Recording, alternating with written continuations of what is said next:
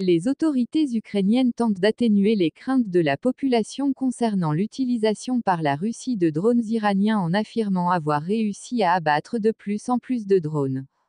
Tandis que le Kremlin a évoqué la possibilité d'une attaque à la bombe sale, ajoutant une autre dimension inquiétante alors que la guerre entre dans son 9e mois. Les Ukrainiens s'attendent à une baisse de l'énergie électrique cet hiver, suite à des tirs russes soutenus sur leurs infrastructures ces dernières semaines.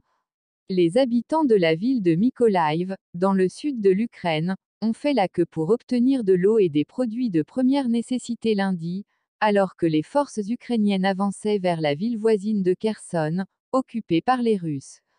Les forces ukrainiennes ont abattu plus des 2/3 des quelques 330 drones Shahed tirés par la Russie jusqu'à samedi, a déclaré lundi le chef des services de renseignement. Coupure de courant programmée à Kiev. Le ministre ukrainien de l'énergie, German Galushchenko, estime que les récentes frappes de missiles ont été planifiées en coordination avec l'industrie énergétique russe afin de créer un impact maximal sur le réseau électrique ukrainien. Selon la présidence ukrainienne, plus d'1 million de foyers ukrainiens ont été privés d'électricité à la suite des récentes frappes russes, et au moins un tiers des centrales électriques du pays ont été détruites avant l'hiver.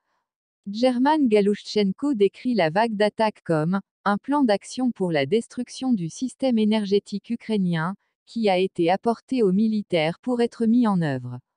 L'opérateur national Ukrenergo procède depuis dimanche à des coupures électriques dans la capitale ukrainienne pour stabiliser la fourniture en électricité, selon le fournisseur privé d'électricité ukrainien DTEK.